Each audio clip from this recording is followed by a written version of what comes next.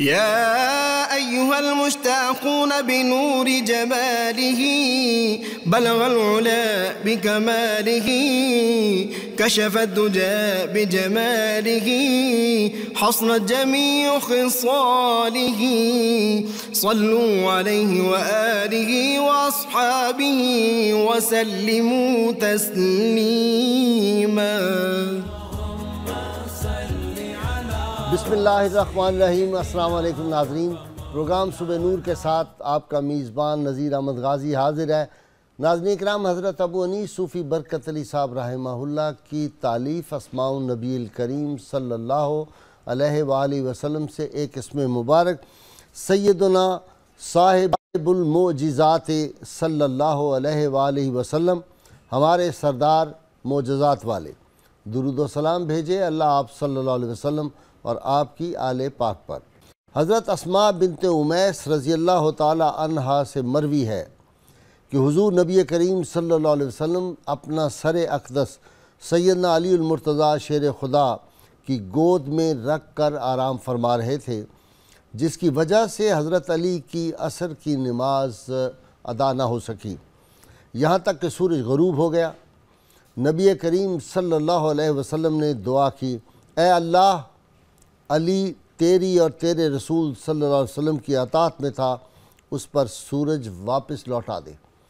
حضرت اسماء رضی اللہ تعالیٰ عنہ فرماتی ہیں، میں نے سورج غروب ہوتے بھی دیکھا اور یہ بھی دیکھا کہ وہ غروب ہونے کے بعد دوبارہ طلوع ہوا. حضرت ابو زید انصاری رضی اللہ تعالیٰ عنہ روایت کرتے ہیں کہ نبی اکرم صلی اللہ علیہ وسلم نے مجھے قریب بلایا اور میرے سر اور داڑھی مبارک پر اپنا دست مبارک پھیر کر دعا فرمائی، الہی اسے زینت بخش دے اور اس کے حسن و جمال کو دوام عطا فرما. روایات میں آتا ہے کہ انہوں نے 100 سال سے زیادہ عمر پائی، لیکن ان کے سر اور داڑھی کے چند ایک بال ہی سفید ہوئے تھے. ان کا چہرہ صاف اور روشن رہا اور تا دم آخر ایک ذرہ بھر شکن بھی چہرے پر نمودار نہ ہوئی. ناظرین کرام، رسول رحمت صلی اللہ علیہ وسلم نے اس کائنات کو ہزاروں جاں پرور پیام اور ہزاروں نظام دے دیے. نبی کریم صلی اللہ علیہ وسلم کی سیرت پاک کا مطالعہ جب آدمی کرے، سچے دل سے کرے، تو اس کو شعور ذات بھی ملتا ہے، اس کی تشکیل ذات بھی ہوتی ہے اور اس کی تکمیل ذات بھی ہوتی ہے.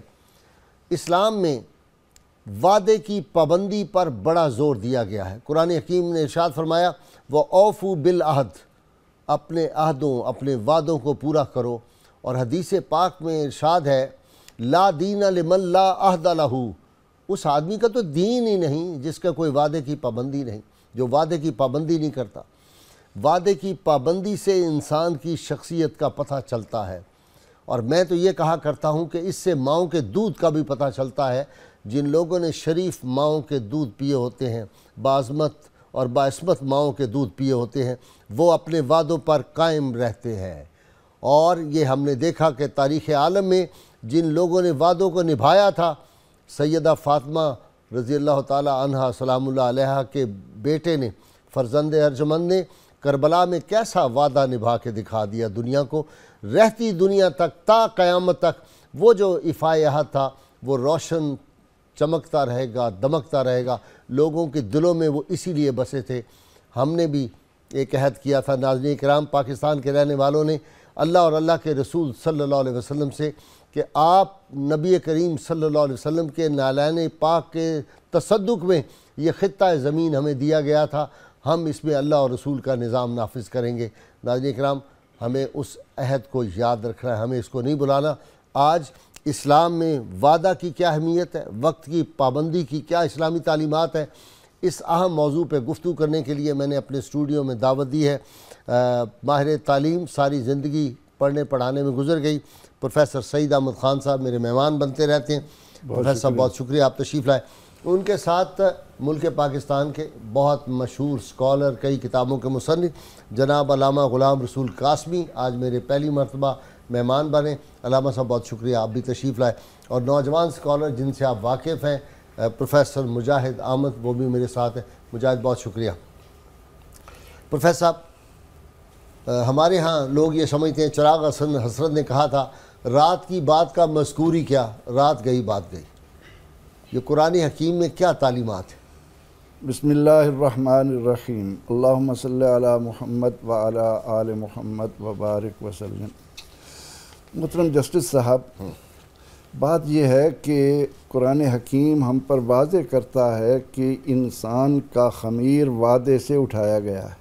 سبحان اللہ سبحان اللہ. اللہ تعالیٰ نے عالم ارواح میں جب آدم علیہ السلام کی پشت سے تمام ارواح کو جمع کیا تو پہلی بات تو عہد کی تھی، الست بربکم.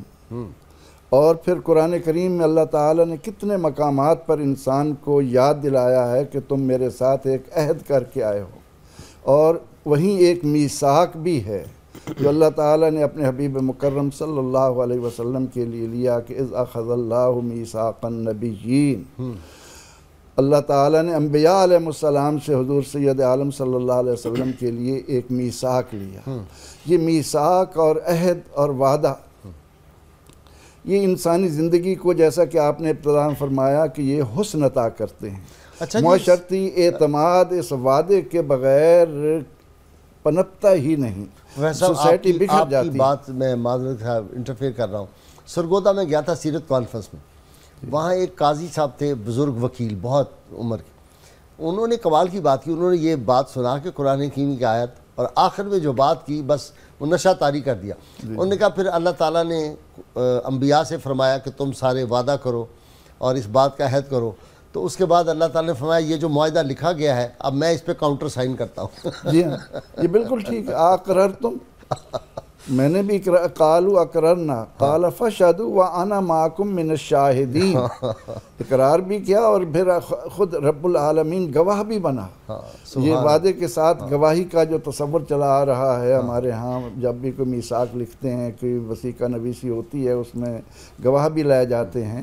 تو یہ وعدہ اور وعید اور یہ جو معاہدہ ہے، یہ عہد ہے، اس کے بغیر انسانی سوسائٹی اعتماد کے ساتھ آگے بڑھ ہی نہیں سکتی. ٹھیک، سبحان. پورا اس کا انحصار اس بات پر ہے کہ ہم اپنی زبان کو جب سوچ سمجھ کر کھول رہے ہیں، کسی کے ساتھ وعدہ کر رہے ہیں، تو پھر قرآن کریم ہم پر یہ زور دیتا ہے کہ ہمارے ایمان کا اکمال، تکملہ اس وعدے کے پورا کرنے پر ہے. ٹھیک. علامہ صاحب، احادیث نبویہ صلی اللہ علیہ وسلم میں وعدے کے بارے میں کیا احکامات ہیں؟ بسم اللہ الرحمن الرحیم. الحمدللہ رب العالمین والصلاة والسلام علی سید الانبیاء والمرسلین وعلی آلہ واصحابہ اجمعین. محترم غازی صاحب، نبی کریم صلی اللہ علیہ وسلم وعدے کے بارے میں بے شمار ارشادات فرما چکے ہیں. بخاری اور مسلم میں جو وعدے کے بارے میں ایک بنیادی حدیث موجود ہے، وہ اس طرح ہے کہ منافق کی 3 نشانیاں بتائی گئی ہیں. جی. ایک نشانی یہ ہے کہ جب بولے گا تو جھوٹ بولے گا. دوسری نشانی یہ ہے کہ جب امانت دی جائے گی تو خیانت کرے گا. تیسری نشانی یہ ہے کہ جب وعدہ کرے گا تو خلاف ورزی کرے گا. اور اکثر آپ دیکھیں گے کہ حدیثوں میں وعدے کے ساتھ امانت کو اٹیچ کیا گیا ہے. ٹھیک. اس کا بھی ذکر ساتھ، اس کا بھی ذکر موسٹلی ہوتا ہے. اچھا. ایک حدیث مسند احمد میں ہے کہ نبی کریم صلی اللہ علیہ وسلم نے فرمایا لا ایمان لمن لا امانت لہ، جس کی کوئی امانت نہیں اس کا کوئی ایمان نہیں. ولا دین لمن لا عہد لہ، اور جس کا کوئی عہد نہیں، وعدہ نہیں، اس کا کوئی دین نہیں. تو وہ میں نے جو بات، اس میں حکمت کیا ہے کہ ساتھ ساتھ وعدے کے ساتھ امانت کو بھی رکھا ہے؟ امانت کو وعدے کے ساتھ اٹیچ کرنے کی جو سمجھ آتی ہے بات، وہ یہ ہے کہ یہ دونوں ریلیٹڈ ہیں بہت زیادہ. جیسے حکومت سنبھالنا ہوتا ہے تو یہ بھی ایک امانت ہے. اور وعدہ پہلے جو عہد لیتے ہیں، پڑھتے ہیں، وہ بھی عہد ہوتا ہے. اور وہ جو بیعت لی اور دی جاتی ہے، ووٹ اگلے زمانے میں بیعت ہوتی تھی. آج اسے ووٹ کہتے ہیں، ٹرمینالوجی بدل گئی، مفہوم تو وہی ہے. یہ جو نوٹ ہوتے ہیں اس پہ بھی تو یہ لکھا ہوتا ہے حکومت پاکستان یہ جب کاغذ کا ٹکڑا دیں گے تو اتنے پیسے ادا کرے گی. جی، موقع پر ادا، مطالبے پر ادا کیا جائے گا. تو حدیثوں میں اور بھی آتا ہے کہ نبی کریم صلی اللہ علیہ وسلم ایک مرتبہ آپ سے حضرت ابو الحیثم ایک صحابی، جی، انہوں نے آپ سے خادم مانگا درخواست کی کہ مجھے خادم چاہیے. آقا صلی اللہ علیہ وسلم نے وعدہ کیا کہ میں تمہیں خادم دوں گا. 3 خادم کہیں سے آئے, 2 تو تقسیم ہو گئے, 1 بچ گئے. ادھر سیدہ النساء فاطمہ الزہرا رضی اللہ عنہا شہزادی پاک, آپ نے بھی حضور کی خدمت میں آ کر عرض کیا یا رسول اللہ مجھے بھی خادم چاہیے. تو اپنے ہاتھ مبارک بھی پیش کیے کہ میں تو تھک گئی, چھالے پڑ گئے. تو اب خادم ایک ہے اور وعدہ کیا ہوا ہے ابو الحیثم رضی اللہ تعالیٰ عنہ سے. تو نبی کریم صلی اللہ علیہ وسلم نے فرمایا کہ کیف بعہدی لابی الحیثم, میں نے جو ابو الحیثم سے عہد کیا ہے, وعدہ کیا, اس کا کیا بنے گا؟ اپنی شہزادی پاک کو وہ خادم فراہم نہیں کیا, محض اس لیے کہ ایک وعدہ کیا ہوا تھا. تو اس وعدے کو پورا کیا اور ابو الحیثم کو آپ نے خادم فراہم کیا. سبحان اللہ. صلح حدیبیہ کے موقع پر جو حضرت ابو جندل اس وقت صلح حدیبیہ لکھی جا رہی تھی, جی میں سمجھ اور گیا, فائنل مراحل میں ابھی نہیں پہنچی تھی, اس کی تدریج گزر رہی تھی. تو اس وقت بھی ابو جندل کو حضور نے واپس کر دیا تھا. جی چونکہ قریش مکہ سے وعدہ کیا ہوا تھا, وعدہ جو ہو چکا تھا, آپ کا جو آدمی آئے گا وہ واپس کر دیا جائے گا, جو ہمارا جائے گا وہ واپس نہیں لیں گے. پروفیسر مجاہد, نبی کریم صلی اللہ علیہ وسلم صحابہ کرام کی حیات سے ہمیں کیا ملتا ہے؟ وعدہ پابندی کے کس طرح کے معاملات تھے؟ بسم اللہ الرحمن الرحیم. آیا قرآنیہ کا بھی ذکر ہو رہا تھا کہ اللہ رب العزت نے جو میثاق لیا سب سے پہلے عالم ارواح میں, تو سب سے پہلے جس ہستی نے قالو بلا یعنی جواب دیا تھا کہ اللہ تو ہی ہمارا رب ہے, وہ نبی مکرم صلی اللہ علیہ وسلم کی ذات اقدس سی. یعنی عالم ارواح میں نبی کریم صلی اللہ علیہ وسلم نے سب سے پہلے اللہ رب العزت کے ربوبیت کا اقرار کیا, عہد کیا. عہد اللہ سب سے پہلے آپ نے فرمایا, اور آپ کی زندگی میں اس کے بے شمار نمونے ہیں. حضرت حذیفہ بن یمان جب غزوہ بدر کی تیاری کر رہے تھے کفار, تو مدینہ منورہ کی طرف روانہ ہوئے مکہ مکرمہ سے. ابو جہل اور دیگر کفار نے آپ کو روکا کہ کہاں جا رہے ہیں؟ آپ نے فرمایا کہ میں مدینہ منورہ جا رہا ہوں. انہوں نے کہا کہ آپ جنگ کی تیاری کے لیے جا رہے ہیں. آپ نے فرمایا نہیں, میں وعدہ کرتا ہوں کہ میں جنگ میں شرکت نہیں کروں گا. اب مدینہ منورہ پہنچے اور نبی کریم صلی اللہ علیہ وسلم سے سارا واقعہ کہہ دیا.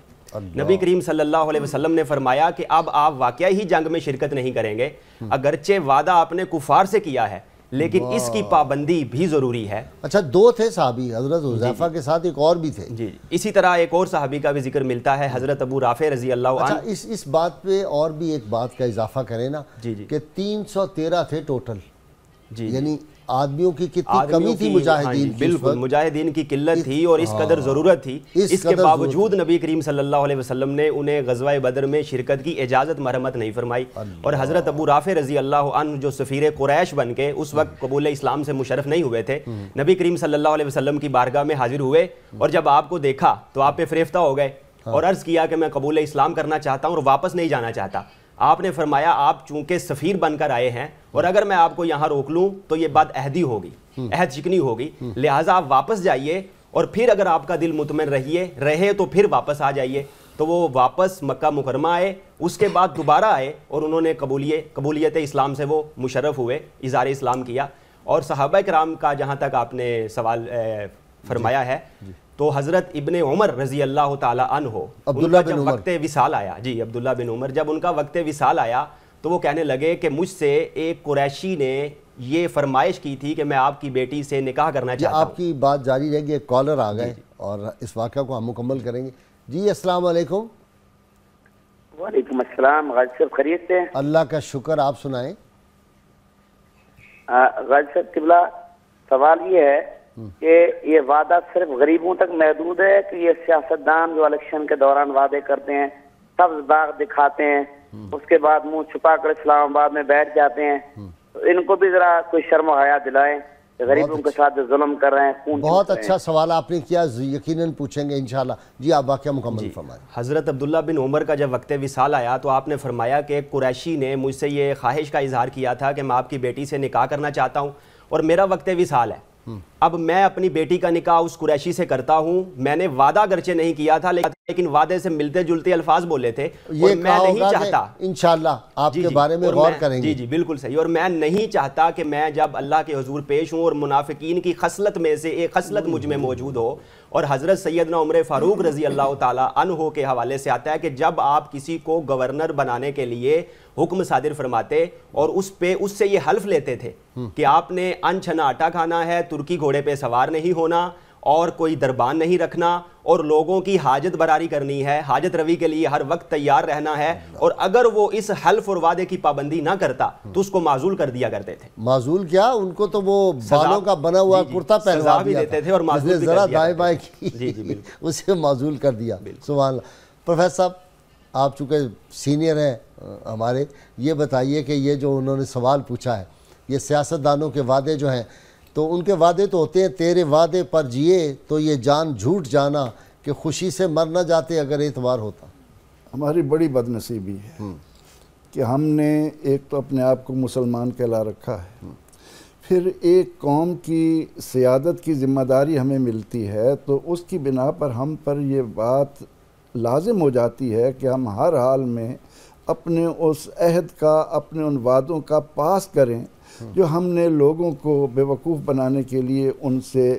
اب یہ بات ہم سب پر واضح ہے کہ جھوٹ شیطانی عمل ہے، جھوٹے پر اللہ کی لعنت ہے، لعنت اللہ علی الکاذبین.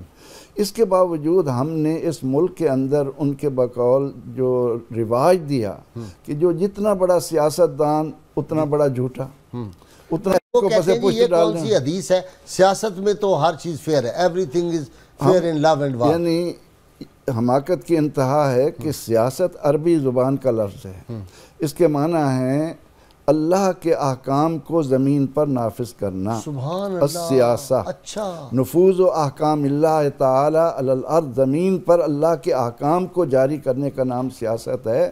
سیاست محمد رسول اللہ صلی اللہ علیہ وسلم سے بڑھ کر کون کرے گا؟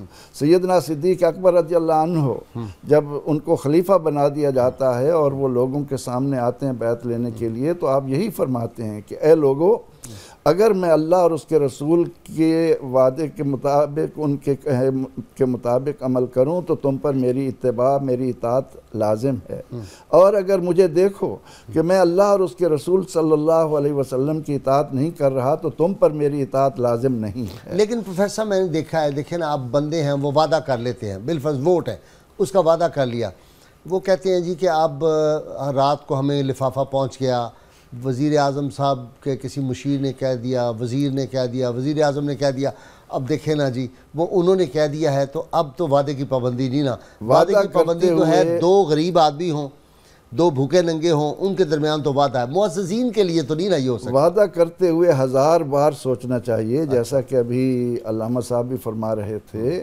پیغمبر رحمت صلی اللہ علیہ وسلم نے وعدہ خلافی کو منافقت کی نشانی قرار دے کر کس گروہ کا رکن بنا دیا ہے کہ جن کے بارے میں قرآن کریم میں آیا کہ ان المنافقین فی الدرک الاسفل من النار. ہم چونکہ عہد لست کو بھی بھول چکے، قیامت بھی ہمارے سامنے نہیں ہے، ہم کہتے ہیں دیکھی جائے گی. اس کی بنا پر جو لوگ اپنے عہد کا پاس نہیں کرتے وہ انسانیت کو پاؤں تلے رونتے ہیں، اپنے لیے ذلت کا گڑھا کھودتے ہیں. یہ دنیا میں بھی ذلیل ہوں گے اور آخرت میں بھی. دنیا اور آخرت دونوں میں ان کے لیے ذلت مقدر بن جاتی ہے جو شخص بھی اپنے عہد کا پاس نہیں کرتا. اس لیے پیغمبر رحمت صلی اللہ علیہ وسلم کے اسوہ حسنہ کو سامنے رکھنا چاہیے کہ آپ نے کتنی اذیتیں برداشت کی اس عہد کو پورا کرنے کے لیے. ٹھیک. اپنا علامہ صاحب، قاسمی صاحب، ایک ہے عہد، ایک ہے وعدہ، ایک ہے میثاق، فرق کیا ہے؟ عہد اور وعدہ تو تقریباً ایک ہی ہیں. ایک ہی ہے، ٹھیک ہے. تو باقی میثاق اس میں زیادہ لوگ انوالو ہوتے ہیں. اچھا. جیسے حکومتوں کے درمیان، ٹھیک، گروہوں کے درمیان، اقوام کے درمیان موسٹلی ایسا ہوتا ہے. ٹھیک ہے. جیسے انبیاء علیہ السلام سے اللہ نے عہد لیا تو کثیر و تعداد تھے، اور روحوں سے لیا تو وہاں میثاق لیا. تو یہ میثاق کا تعلق ڈھیروں لوگوں سے ہوتا ہے اور عہد کا تعلق انڈیویجول سے ہوتا ہے. ٹھیک. پروفیسر مجاہد، وعدے کیا ہے؟ مطلب وعدہ ہے اگر وہ توڑ دیا تو وہ کیا؟ میں نے اشعار تو پہلے ہی پڑھ دی. جی، بے شمار وعیدیں احادیث مبارکہ میں ہمیں ملتی ہیں. نبی کریم صلی اللہ علیہ وسلم نے فرمایا کہ جو شخص عہد شکنی کرتا ہے اس کے نہ فرائض قبول ہوتے ہیں نہ اس کے نوافل قبول ہوتے ہیں. نبی کریم صلی اللہ علیہ وسلم کا ایک اور ارشاد گرامی ہے کہ انسان وہ ہلاک ہو جاتا ہے جو کسی شخص سے وعدہ کرتا ہے اور پھر اس کو پورا نہیں کرتا. نہیں تو اس کے بعد بندہ جا کے عمرہ کر رہا ہے یا کوئی صدقہ دے دے, لوگ کہتے ہیں جی وعدہ کیا تھا, اس کے بعد ایک بکرا دے دیا تھا ہم نے صدقے میں, تو اب وہ معاملہ ٹھیک ہو گیا, وہ ٹھیک ہو جاتا ہے؟ دیکھیں کہ وعدے کی بھی آگے قسمیں ہیں. ایک تو اللہ کے ساتھ ہم نے وعدہ کیا ہوا ہے, اور ایک ہے بندے کا بندے سے وعدہ. تو وعدہ خلافی اگر کی ہے تو یقیناً اسی سے معافی مانگنا ضروری ہے جس کی وعدہ خلافی کے ضمن میں دل آزاری ہوئی ہے. پروفیسر صاحب, ہم جب پیدا ہوتے ہیں, بچہ پیدا ہوتا ہے, میں یہ سمجھتا ہوں کہ اس کے کان میں اذان دی جاتی ہے دائیں طرف اور بائیں طرف تکبیر کہی جاتی ہے. یہ بھی ایک وعدہ نہیں ہو جاتا روح کے ساتھ؟ اور روح نہ بوڑھی ہوتی ہے نہ جوان ہوتی, روح تو روح ہے, ٹھیک ہے نا جی. کمزور اور ضعیف اور توانا روح تو ہو سکتی ہے, عمر سب کی ایک ہے پیدا ہوتے ہی. تو روح سے یہ جو وعدہ ہوتا ہے اصل میں تو یہ وعدہ ہی ہے نا کہ آج سے نبی کریم صلی اللہ علیہ وسلم کے تو غلام ہو گئے ہو, اللہ کی وحدانیت, تمہارا رب ایک ہے. یہ جو اذان دی جاتی ہے اصل میں یہ بھی تو عہد نہیں؟ اذان دے کر اس کو یاد دلایا جاتا ہے. وہ والا وعدہ. روح تو کبھی نہیں مرتی, عالم ارواح میں بھی تھی, عالم دنیا میں بھی ہے, عالم برزخ میں بھی ہے, عالم آخرت میں بھی ہوگی. روح کو موت نہیں آتی, موت اس وجود کو آتی ہے. اب جب انسان دنیا کے اندر قدم رکھتا ہے تو اس کے کان میں اذان دے کر, اقامت کہہ کر اس کو ایک تو یہ بتایا جاتا ہے کہ تیرے پاس تیری زندگی اتنی ہے کہ جماعت کھڑی ہونے کی دیر ہے. ٹھیک. اور اس کے ساتھ ساتھ اس کو اس عہد کی طرف متوجہ کیا جاتا ہے کہ تو دنیا میں آتے ہوئے اس بات کا خیال رکھ کہ جس نے تجھے پیدا کیا ہے, جس نے تجھے زندگی عطا کی ہے, جس کی عطا کردہ آکسیجن سے تو نے زندگی گزارنی ہے, جس کا اتارا ہوا پانی تیری زندگی کا سبب بننا ہے, جس کے سورج کی حرارت سے تیرے لیے غلے پکائے جانے ہیں, اس ذات کے ساتھ تو نے اپنا کیا تعلق جوڑنا ہے. یہ پیدا ہوتے ہی پھر اس کے بعد ضروری یہ ہے کہ اس کو ماحول بھی دیا جائے. ہماری بد نصیبی یہ ہے کہ پاکستان بننے کے بعد سے لے کر آج تک ہم اس بات کی طرف غور کرنے کے لیے آمادہ ہی نہیں ہیں, نہ ایوانوں میں, نہ بازاروں میں, نہ مسجدوں میں, کہیں بھی. پوری سوسائٹی اس وقت جس انداز میں وعدہ خلافی کی طرف بڑھ رہی ہے, وہ اپنی تباہی کا سامان ہم پیدا کر رہے ہیں کہ اللہ رب العزت کے ساتھ ہم نے وعدہ کیا کہ تو ہمارا پالن ہار ہے. یہاں ایک بڑی مزیدار بات آپ نے, صاحب میں بریک کے بعد آتا ہوں تو یہ آپ کی بات ہم مکمل کرتے ہیں. ناظرین کرام, مختصر سی بریک, اور دیکھیے یہ ایک زندگی کے لیے اتنی اہم ترین چیز ہے کہ اگر ہم وعدہ کی پابندی نہیں کر رہے تو خدا نخواستہ ہم تو منافقین کی صف میں شامل ہو جائیں گے, اور منافق جو ہوتا ہے اس کی تو بخشش ہی نہیں ہے, اور اللہ تعالیٰ نے لعنت فرمائی ہے ان پہ. ہمارے ساتھ رہیے.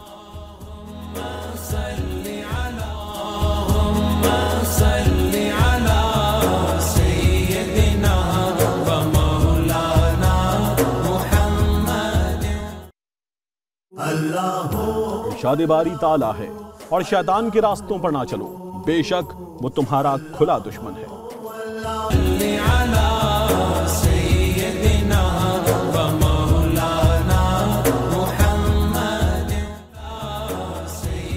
ویلکم بیک ناظرین. ناظرین کرام, بے شمار ہمیں ای میلز ملتی ہیں, ایس ایم ایس آتے ہیں, ٹیلی فون کالز آتی ہیں کہ یہ جو میں کتاب الشفا سے نسخے بتاتا ہوں ان کی بہت زیادہ ضرورت ہے, بڑے اہم نسخے ہیں. تو وہ ہماری فیس بک پہ موجود ہیں, آپ وہ دیکھ سکتے ہیں. صبح نور کی فیس بک پہ 92 کے پروگرام جو ہیں انٹرنیٹ پہ, ان پہ آپ دیکھ سکتے ہیں. ہماری جو سائٹ ہے 92 کی وہ بھی ہم دکھا دیں گے آپ کو فیس بک پہ, اس میں سے آپ نکال سکتے ہیں اور دیکھ سکتے ہیں نسخہ جات. پروفیسر صاحب آپ فرما رہے تھے. میں یہ عرض کر رہا تھا کہ وعدے کے ضمن میں ہمیں یہ بات یاد رکھنا چاہیے کہ رب تعالیٰ نے جب ہم سے پہلا وعدہ لیا تو اس میں یہ نہیں فرمایا کہ الست بِإِلَٰهِكُمْ, کہ میں تمہارا الہ نہیں ہوں, مجھے سجدے کرنا, میرے لیے جھکے رہنا, میری طرف رکوع کرنا, بلکہ فرمایا الست بِرَبِّكُمْ, رب کہتے ہیں پالنے والے کو. تو رب تعالیٰ نے جب روزی اپنے ذمہ لے لی تو ہمارا کام یہ تھا کہ ہم اس عہد کا پاس کرتے ہوئے اسے رب مان کر اس کی اطاعت، اس کی احکام کی فرما برداری کی طرف توجہ کرتے، کیونکہ انسانیت حقیقی معنوں میں اس کو رب مانے بغیر آ ہی نہیں سکتی۔ سبحان اللہ۔ جی السلام علیکم۔ وعلیکم السلام سر۔ جی جی جیلم سے اختر عرض کر رہا ہوں سر۔ جی اختر صاحب، بہت اختر نام کے لوگ جیلم میں ہوتے ہیں اور بڑا خوبصورت شہر ہے جیلم ماشاءاللہ۔ جی جی سر، میرا سوال یہ ہے کہ یہ بڑے بڑے پیر اور بڑے بڑے عالم یہ سیاستدانوں کا ساتھ دیتے ہیں، تو حضور صلی اللہ علیہ وسلم نے فرمایا جو عہد پورا نہیں کرتا اس کا کوئی دین نہیں۔ ٹھیک ہے، تو یہ تو عہد کوئی بھی پورا نہیں کرتے، تو جو ان کے تینوں کے متقد ہیں عالموں کے، ان کا کیا حساب ہوگا؟ ٹھیک ہے، ابھی پوچھتے ہیں۔ علامہ صاحب بیٹھے ہوئے ہیں، بہت بڑے عالم ہمارے پاس۔ علامہ صاحب یہ سوال کا جواب آپ بھی دے دیں۔ وہ کہتے ہیں کہ وہ مشائخ اعظام، وہ علماء کرام جو دیندار لوگ ان کی مراد ہوگی، وہ کیوں جھوٹے لوگوں کا ساتھ دیتے ہیں؟ جو سیاست میں لوگ جھوٹ بولتے ہیں وہ ان کا ساتھ کیوں دیتے ہیں؟ یہ تو ان کی اپنی ذاتی غلطی ہے۔ کسی بھی پیر کو یا کسی بھی عالم دین کو خود جھوٹ نہیں بولنا چاہیے اور کسی جھوٹے کا ساتھ بھی نہیں دینا چاہیے۔ سبحان اور اللہ۔ برائی میں جو کسی کے ساتھ تعاون کرتا ہے، وہ قرآن شریف میں آتا ہے نا کہ تعاونوا علی البر والتقوی ولا تعاونوا علی الاسم والعدوان، ٹھیک، نیکی اور تقوی کے معاملے میں تعاون کرو اور گناہ اور نافرمانی کے معاملے میں تعاون مت کرو۔ تو ان لوگوں کو چاہیے کہ یہ تعاون نہ کریں۔ ہم ان کو یہ تنبیہ کر سکتے ہیں، آیت مفہوم کے سچوں کے ساتھ ہو جاؤ۔ جی وَكُونُوا مَعَ الصَّادِقِينَ، سچوں کے ساتھ ہو جاؤ۔ اچھا، تو جھوٹوں کا ساتھ دیتے ہیں اور مذہبی لوگ بھی کہلاتے ہیں، تو ان کو اس کا خود نوٹس لینا چاہیے اور خدا کا خوف کرنا چاہیے۔ اس سے زیادہ ہم ان کو کیا تنبیہ کر سکتے ہیں؟ ٹھیک ہے۔ اچھا علامہ صاحب، وقت کی پابندی کا بھی ہے دین میں کوئی؟ جی بہت زیادہ۔ وقت کے اوپر تو پورے دین کا دار و مدار ہے۔ نماز وقت پہ، روزہ وقت پہ، حج کا ایک وقت مقرر ہے۔ واہ سبحان اللہ۔ تو زکوٰۃ سال کے بعد وہ بھی وقت ہی ہو گیا، سال پورا اس بھی ٹائم سے ریلیٹڈ ہے۔ قرآن میں اللہ کریم نے وقت کی قسمیں کھائی ہیں جگہ بجگہ، والفجر والصبح والضحى واللیل والعصر، جگہ جگہ ٹائم کی قسم کھائی گئی ہے اور ٹائم کے مختلف طریقوں سے ڈیفائن کر کے قسم کھائی گئی ہے۔ تو وعدے کے ساتھ بھی ٹائم ریلیٹڈ ہوتا ہے۔ ہاں یہ بھی صحیح بات، بہت اچھا آپ نے وعدے کی بھی ٹائم ہوتا ہے۔ وعدے کی تعریف ہی کتابوں میں یہ لکھی ہے کہ الذی جعل لہ وقت، وعدہ وہ ہوتا ہے جس کے لیے ایک وقت مقرر کیا گیا ہو کہ فلاں وقت سے پہلے پہلے میں یہ کام کر کے دکھاؤں گا۔ اچھا علامہ صاحب، یہ تو بزنس مین جو ہوتے ہیں وہ کہتے ہیں جی فلاں تاریخ کو میں آپ کی پیمنٹ کر دوں گا، جو مال لیتے ہیں، اور پھر وہ اس کو ٹالتے جاتے ہیں، تو یہ بھی تو بدعہدی نہیں ہوتی؟ بدعہدی ہے سیدھی سیدھی۔ اس میں ایک بات ہے کہ حضرت عبداللہ بن عامر ایک صحابی ہیں، وہ کہتے ہیں کہ میں بچہ تھا، نبی کریم صلی اللہ علیہ وسلم ہمارے گھر میں تشریف لائے، تو میری ماں نے مجھے کہا کہ ادھر آؤ میں تمہیں دیتی ہوں۔ الفاظ چونکہ یہی ہیں، کیا دیتی ہوں، یہ الفاظ حدیث میں نہیں، ادھر آؤ میں تمہیں دیتی ہوں۔ نبی کریم صلی اللہ علیہ وسلم نے فرمایا کہ تم اسے واقعی کچھ دینا چاہتی ہو؟ اس نے کہا حضور میں کھجور دینے کی بات کر رہی ہوں، میں نے دینی ہے۔ اچھا، آپ نے فرمایا اگر تم نہ دیتی تو تم گناہگار ہوتی۔ اللہ، یہ بچوں کو ٹرخانے کے لیے کچھ بول دینا، بچوں کے ساتھ بھی آپ نے سچ بولنا ہے، سچ بولنا بچہ اس سے بہت وعدے کی پابندی کرنی۔ بچہ اس سے بہت کچھ پک کرتا ہے اور اس کے علاوہ اللہ کی بارگاہ میں بندہ گناہگار ہوتا ہے۔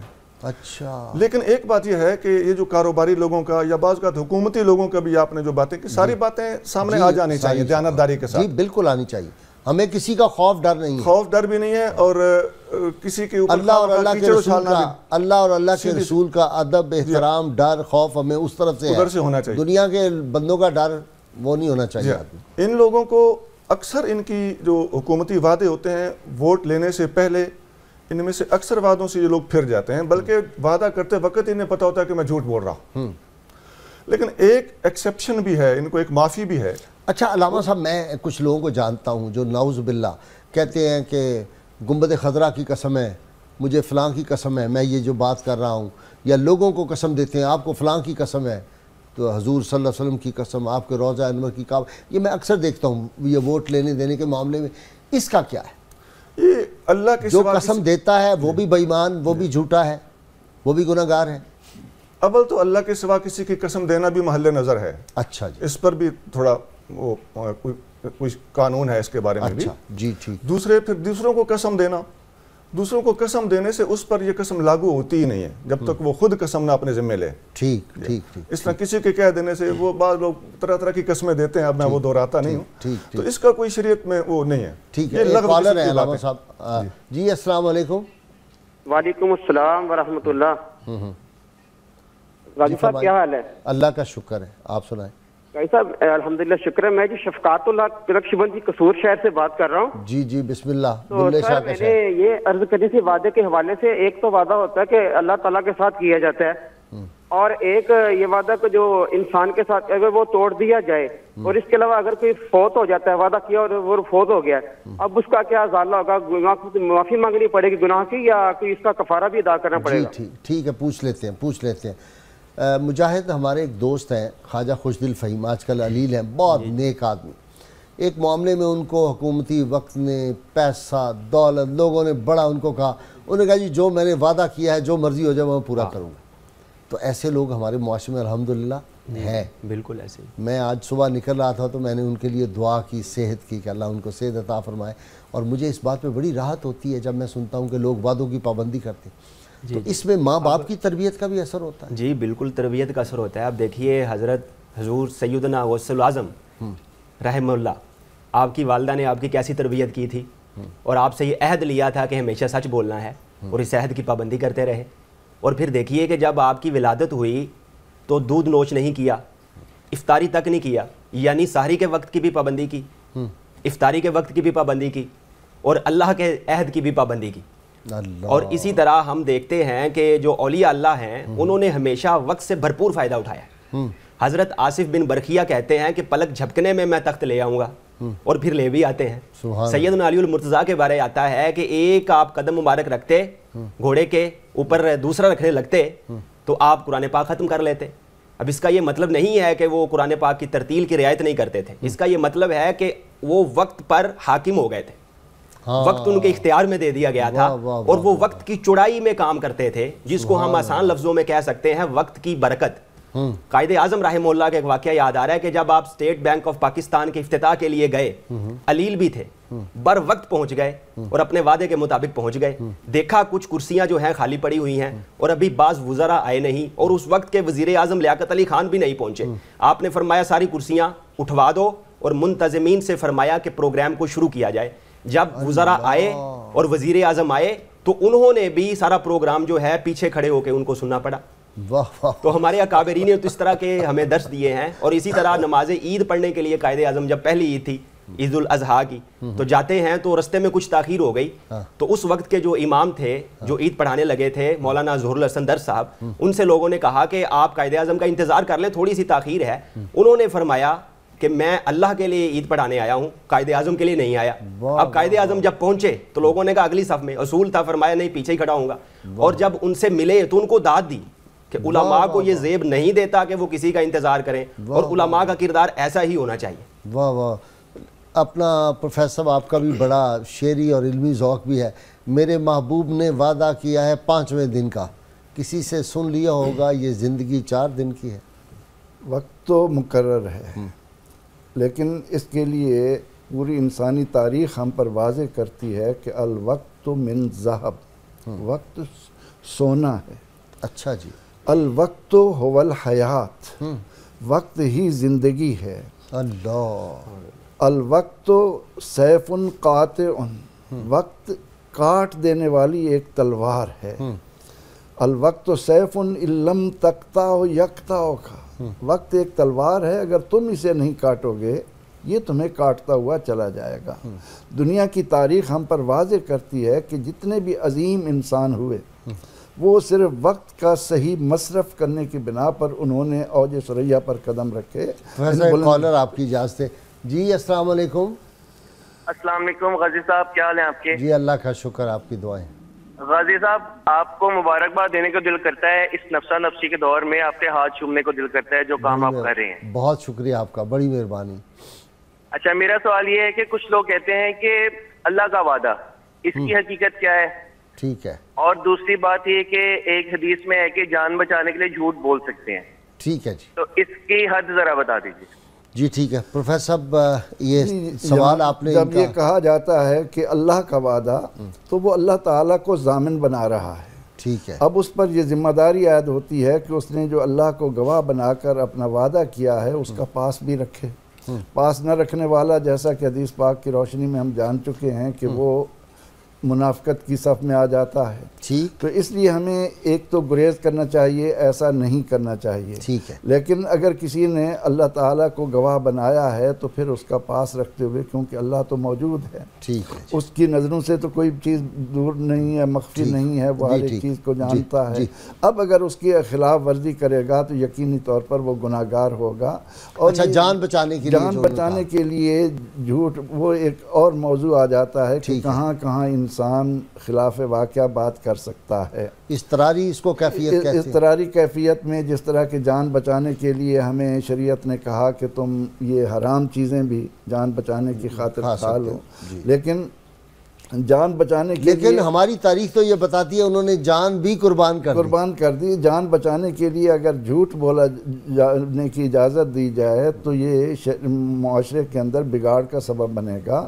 اس کی قطعاً اجازت نہیں ہے کہ کوئی شخص اپنی جان بچانے کی خاطر جھوٹ بول دے. اور پروفیسر صاحب، ہم ہر روز سوال پوچھتے ہیں اپنے ناظرین سے، اور جو صحیح جواب دے اس کو ہم کسان آئل کی جانب سے گفٹ پیش کرتے ہیں. ناظرین کرام، آج کا سوال ہے، ایفائے عہد کی خاطر رسول اللہ صلی اللہ علیہ وسلم نے کس صحابی کو صلح حدیبیہ کے موقع پر واپس قریش کے حوالے کر دیا تھا؟ اور جو ہم نے کل سوال پوچھا تھا، ہجرت مدینہ کے بعد سب سے پہلے پیدا ہونے والے بچے کا نام حضرت عبداللہ بن زبیر رضی اللہ تعالیٰ عنہ تھا، اور درست جواب جس خوش نصیب نے سب سے پہلے دیا ان کا نام ہے حامد ورک لاہور سے. حامد صاحب، آپ کا گفٹ جو ہے وہ ہم آپ تک پہنچا دیں گے. علامہ صاحب، ایک آدمی وعدہ خلافی کرتا ہے بالفرض، ماں باپ اس کے فوت ہو گئے، دو میں سے کوئی ایک فوت ہو گیا ہوا ہے، تو قبر میں ان کو بھی تکلیف ہوتی ہے. مثلا ماں بڑی شریف تھی، نیک تھی، اس نے زندگی بہت اچھی گزاری، بیٹا پیچھے جو ہے وعدے کی خلاف ورزی کر رہا ہے، تو جب یہ وعدے کی خلاف ورزی کا ہے اس کو بھی تکلیف ہوتی ہے برزخ میں؟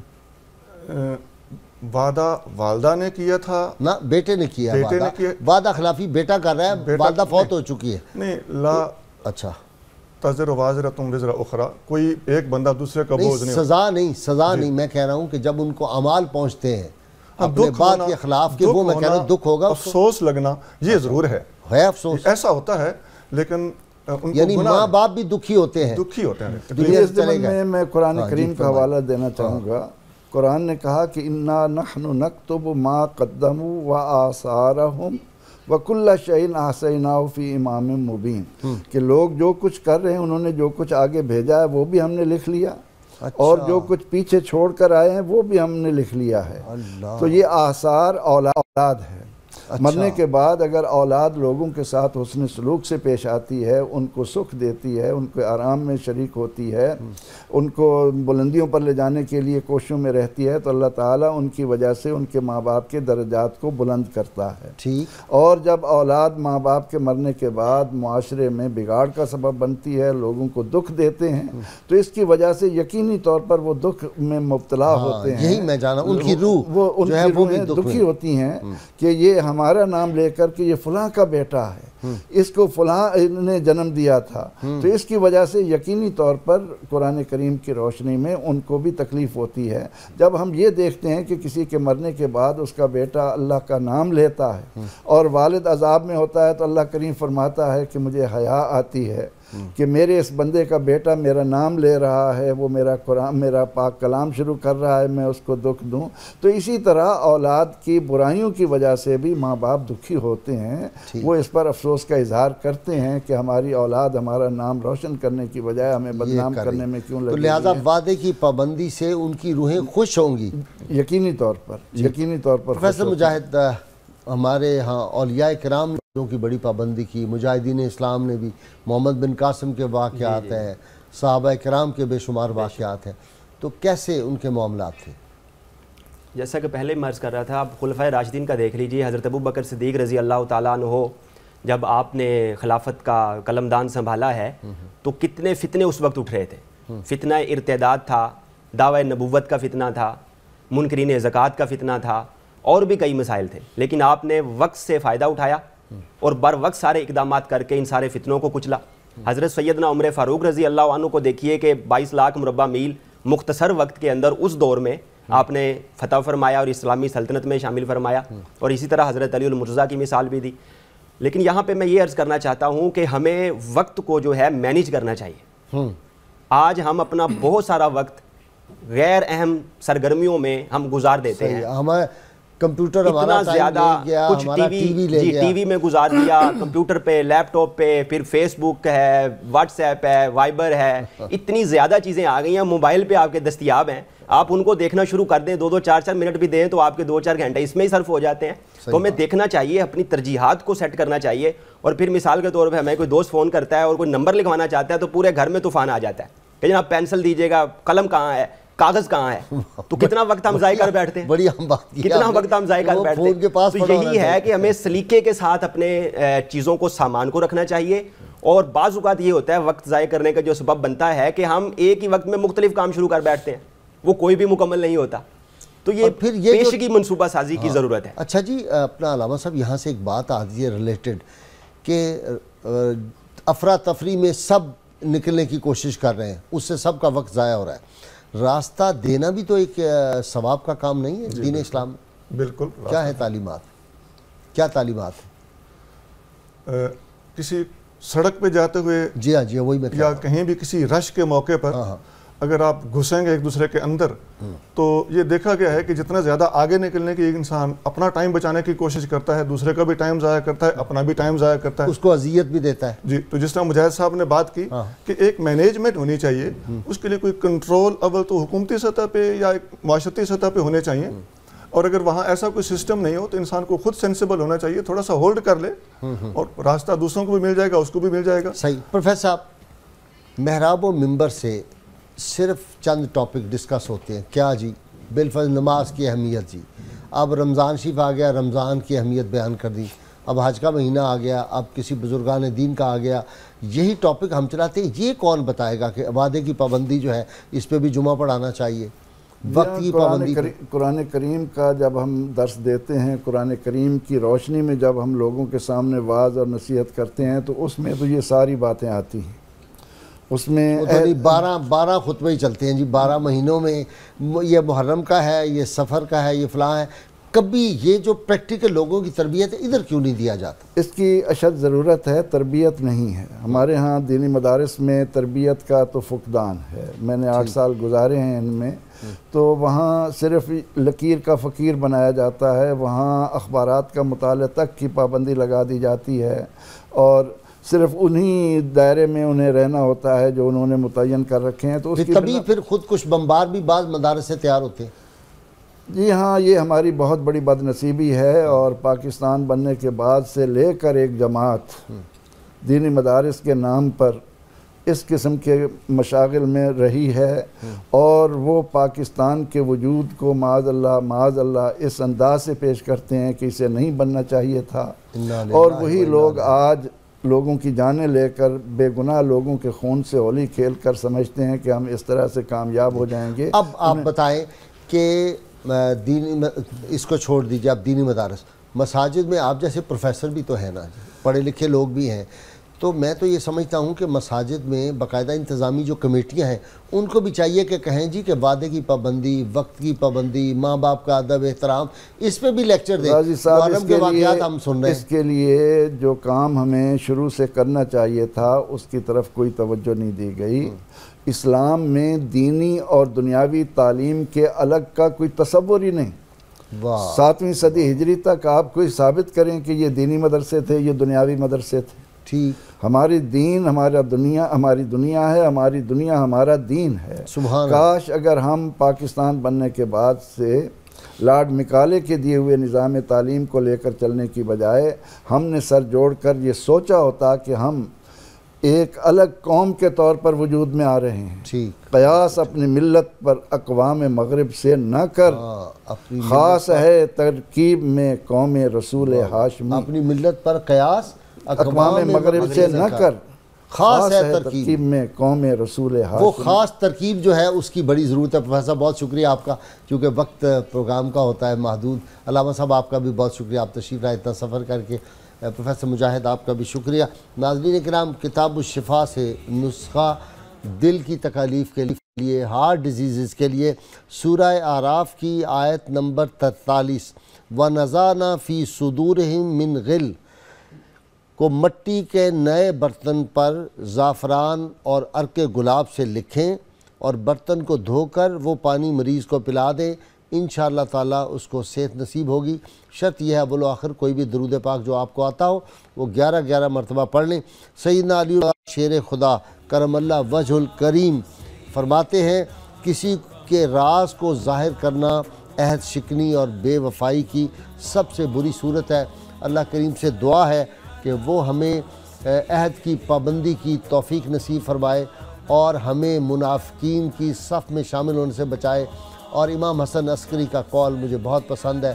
فرماتے ہیں اللہ تعالیٰ محفوظ فرمائے ان لوگوں سے جن کے 2 چہرے اور 2 منہ ہیں، یعنی 2 زبانوں والے لوگ جو ہیں ان سے اللہ تعالیٰ محفوظ فرمائے. ہمارے معاشرے کو، آپ کے گھروں میں اللہ تعالیٰ آپ کو حفظ و امان میں رکھے. ہمارے پروگرام کا وقت ختم ہوتا ہے. اپنے میزبان نذیر احمد غازی کو اجازت دیجیے. کل صبح انشاءاللہ آپ سے ملاقات ہوگی. اللہ کریم حامی و ناصر ہو.